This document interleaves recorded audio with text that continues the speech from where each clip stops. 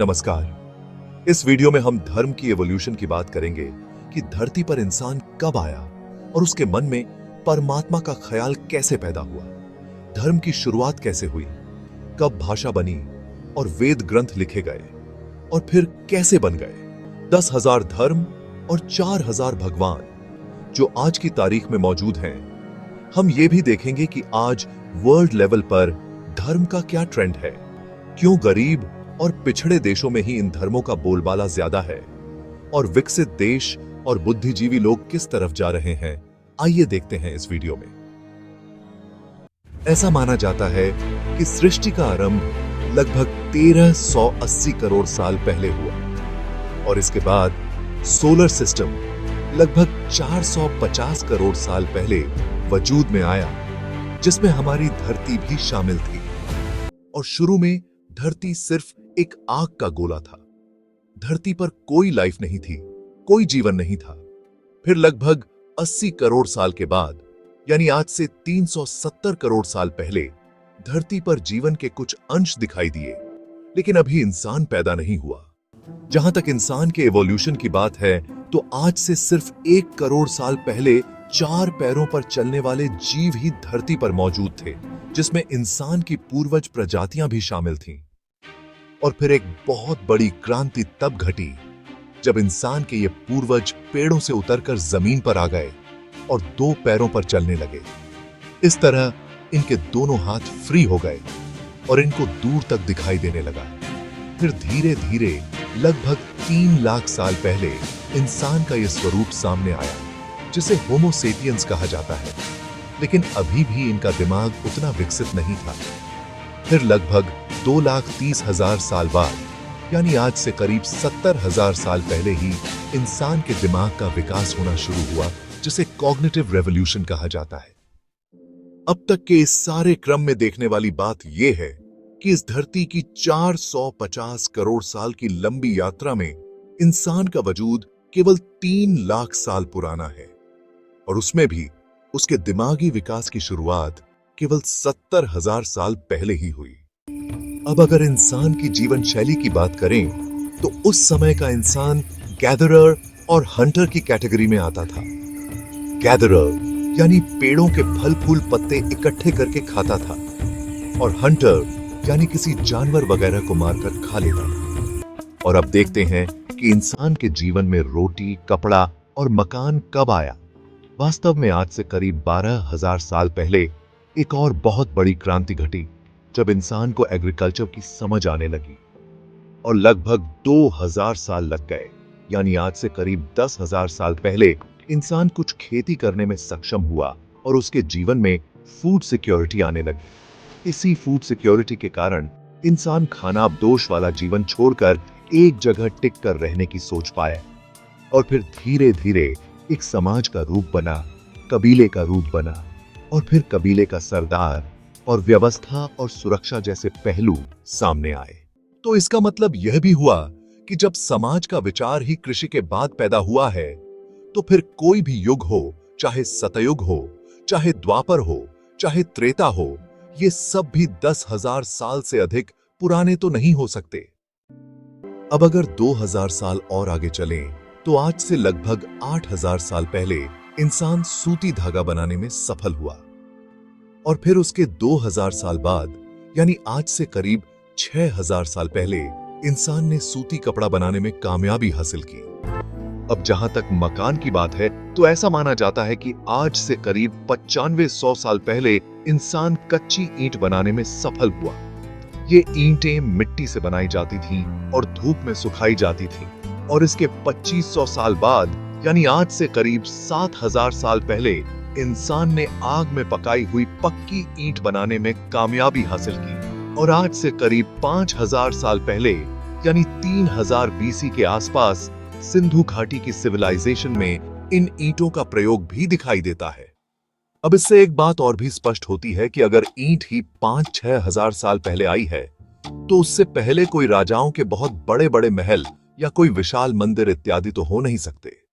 अब अगर इस सारे क्रम को दोबारा देखें, तो 3 लाख साल से पहले इंसान नहीं था। 70,000 साल से पहले दिमाग उतना विकसित नहीं था। 12,000 साल से पहले कृषि नहीं थी। 6,000 साल से पहले कपड़ा नहीं था। 5,000 साल से पहले कोई विशाल निर्माण कार्य नहीं थे। अब अगर और आगे चलें तो आज से 3,500 साल पहले यानी 1500 बीसी के आसपास तो इंसान के जीवन में सबसे बड़ी क्रांति तब हुई जब भाषा का जन्म हुआ। इससे पहले इंसान इशारों, आवाजों और साइन लैंग्वेज के माध्यम से बेसिक इमोशंस जैसे निद्रा, भोजन, भोग, भय आदि को ही व्यक्त कर पाता था। लेकिन कॉम्प्लेक्स आइडियाज को सोचना, कल्पना करना और व्यक्त करना भाषा के साथ ही संभव हुआ जब 1500 बीसी के आसपास भारतीय संस्कृति की सबसे पुरातन भाषा संस्कृत का जन्म हुआ। और इसके करीब 1000 साल बाद पाणिनि ने 500 बीसी के आसपास संस्कृत का व्याकरण लिखा। अब भाषा के आने से इंसान की सोचने की शक्ति, विचार करने की शक्ति और कल्पना करने की शक्ति का विकास तेजी से होने लगा। और अब नॉलेज को रिकॉर्ड करना और शेयर करना भी संभव हो पाया। इससे एक बात और भी स्पष्ट होती है कि दुनिया में जितना भी इतिहास लिखा गया या कोई ग्रंथ लिखे गए, ये सब भाषा के आविष्कार के बाद यानी पिछले 3500 साल के अंदर ही अंदर लिखे गए। और इस तरह भाषा के आने से दुनिया में फिलॉसफी और चिंतन को जैसे पंख लग गए और इंसान ने कुछ बहुत गहरे प्रश्नों पर विचार करना शुरू किया कि ये सृष्टि कैसे बनी, ये सूरज, चांद, सितारे कहां से आ गए, कभी बारिश आ जाती है, कभी ओले गिरने लगते हैं, ये हो क्या रहा है। और ये केवल प्रश्न नहीं थे, बल्कि इंसान के मन में बसे हुए भय थे, डर थे। इंसान बारिश से डरता था, आग से डरता था, तूफानों से डरता था, अंधेरे से डरता था।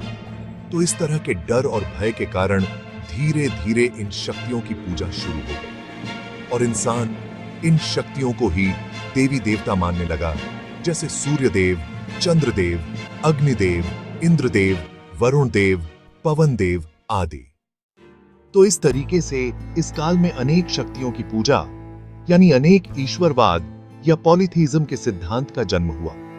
और यही पूजा की विधियां मंत्र, तंत्र, जादू टोना इत्यादि श्रुतियों और स्मृतियों के रूप में इंसान की जीवन शैली का हिस्सा रहे। और यही श्रुतियां और स्मृतियां आगे चलकर वेद का आधार बने। फिर 600 बीसी के आसपास महर्षि वेदव्यास ने एक बहुत महान कार्य किया, जब इन श्रुतियों और स्मृतियों को इकट्ठा करके विषयों के अनुसार 4 वेदों में बांट दिया। जैसे यजुर्वेद में यज्ञ की विधियां और कर्मकांड आदि का वर्णन है, अथर्ववेद में व्याधि निवारण और तंत्र मंत्र आदि की प्रधानता है, और सामवेद में संगीत और यज्ञ मंत्रों इत्यादि का उल्लेख है। वेदों में भारतीय संस्कृति की महत्वपूर्ण नदी गंगा का भी जिक्र है। गंगा का निर्माण कार्य राजा सागर ने शुरू किया और उनकी 3 पीढ़ियों तक चला, और यह कार्य उनके पौत्र महाराजा भगीरथ ने लगभग 850 बीसी के आसपास अपने राज्यकाल में संपूर्ण किया। इसीलिए गंगा को भगीरथी भी कहा जाता है। गंगा के निर्माण कार्य में कपिल मुनि, जो सांख्य दर्शन के प्रवर्तक माने जाते हैं, उनका भी योगदान रहा है। इसके अतिरिक्त वेदों में पशु बलि का भी प्रावधान था, क्योंकि उस काल में पशु बलि भी एक पूजा और भोजन का साधन रहा है। लेकिन जब 600 बीसी के आसपास महावीर जैन आए और महात्मा बुद्ध आए, तो उन्होंने धर्म के नाम पर पशु बलि का विरोध किया और अहिंसा का सिद्धांत दिया कि अहिंसा ही परम धर्म है, जिसको जनमानस ने भी स्वीकार किया। और यह देखा गया कि वेदों में भी संशोधन हो सकता है और वेद अंतिम सत्य नहीं है। इसी प्रकार अब अगर पश्चिम में भाषा, फिलॉसफी और धर्म की बात करें, तो लगभग 1500 बीसी के आसपास ही यूनान के इलाके में यूनानी भाषा का भी उदय होने लगा।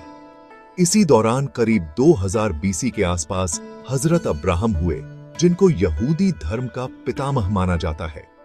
शुरुआत में यहूदी धर्म में भी अनेक शक्तियां यानी पॉलीथीज्म को ही माना जाता था, और फिर धीरे धीरे एकत्व की दिशा में लगभग 800 बीसी के आसपास एक ईश्वरवाद यानी मोनोथीज्म का कॉन्सेप्ट डेवलप होने लगा। इसी क्रम में आगे चलकर आज से 2000 साल पहले ईसा मसीह आए और क्रिश्चियनिटी की शुरुआत हुई, और फिर 1400 साल पहले हजरत मोहम्मद साहब आए और इस्लाम का वर्तमान स्वरूप सामने आया। इस तरीके से वर्तमान में धर्म के क्षेत्र में मोटे तौर पर 3 तरह की धारणाएं देखने को मिलती हैं। एक परमात्मा को मानने वाले मोनोथियस्टिक रिलीजन्स जैसे जूडाइज्म, इस्लाम और क्रिश्चियनिटी। दूसरे, एक से ज्यादा शक्तियों को मानने वाले पॉलीथियस्टिक रिलीजन्स जैसे हिंदू धर्म, शिंटोइज्म आदि। हालांकि हिंदू धर्म में आदि गुरु शंकराचार्य के अद्वैत दर्शन में एक ईश्वरवाद का भाव भी दिखाई देता है। और तीसरे, एग्नोस्टिक और गॉडलेस रिलीजन्स जैसे बुद्धिज्म, जैनिज्म, ताओइज्म, कन्फ्यूशनिज्म इत्यादि।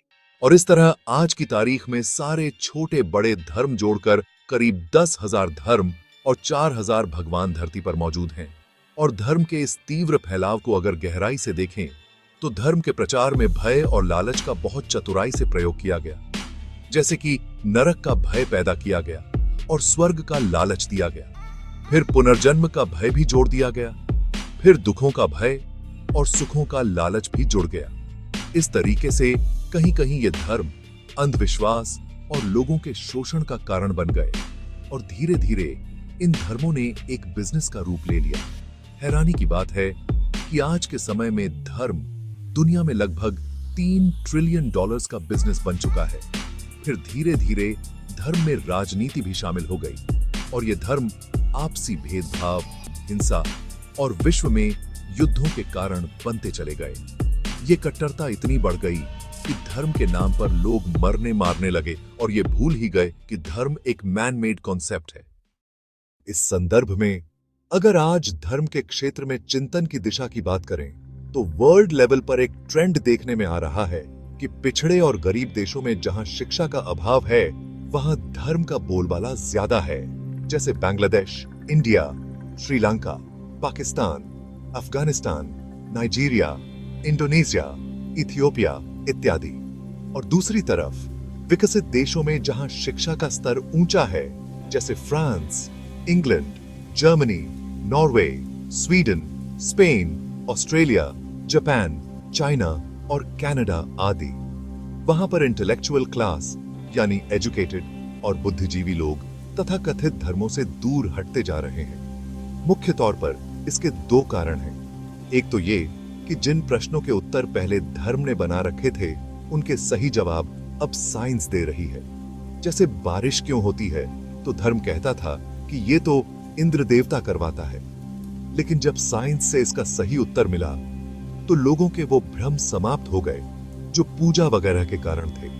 और इस तरह धर्म जिस भ्रम और भय पर टिका रहा है, विज्ञान और शिक्षा से वो समाप्त होते जा रहे हैं। दूसरा, अब बुद्धिजीवी लोग ये भी देख रहे हैं कि जहां तक समाज में नैतिकता की बात है तो नैतिकता का संबंध शिक्षा के स्तर से है, धर्म से नहीं। और रिसर्च स्टडीज भी दिखा रही हैं कि जिन देशों में शिक्षा का स्तर ऊंचा है उन देशों में धर्म का बोलबाला भी कम है, क्राइम रेट भी कम है और नैतिकता का स्तर भी ऊंचा है। निष्कर्ष ये है कि इस वीडियो में हमने देखा कि धरती की 450 करोड़ साल की लंबी यात्रा में इंसान का वजूद केवल 3 लाख साल पुराना है, यानी 3 लाख साल से पहले इंसान नहीं था और 70,000 साल से पहले दिमाग उतना विकसित नहीं था। 12,000 साल से पहले कृषि नहीं थी, और क्योंकि समाज का विचार ही कृषि के बाद पैदा हुआ है तो फिर कोई भी युग हो, चाहे सतयुग हो, चाहे द्वापर हो, चाहे त्रेता हो, ये सब भी 12,000 साल से अधिक पुराने तो नहीं हो सकते। 6,000 साल से पहले कपड़ा नहीं था, 5,000 साल से पहले कोई विशाल निर्माण कार्य नहीं थे, इसलिए उससे पहले कोई राजाओं के बहुत बड़े बड़े महल या कोई विशाल मंदिर इत्यादि तो नहीं हो सकते। 3500 साल से पहले संस्कृत भाषा नहीं थी, इसलिए जो भी वेद ग्रंथ आदि लिखे गए ये सब पिछले 3500 साल के अंदर ही अंदर लिखे गए। और अगर वर्तमान की बात करें तो जिन देशों में शिक्षा का स्तर ऊंचा है उन देशों में धर्म का बोलबाला भी कम है, क्राइम रेट भी कम है और नैतिकता का स्तर भी ऊंचा है। और इसी कारण से इंटेलेक्चुअल क्लास यानी एजुकेटेड और बुद्धिजीवी लोग तथाकथित धर्मों से दूर हटते जा रहे हैं और धर्म के नाम पर होने वाले भेदभाव को छोड़कर विश्व भाईचारे को अपना रहे हैं।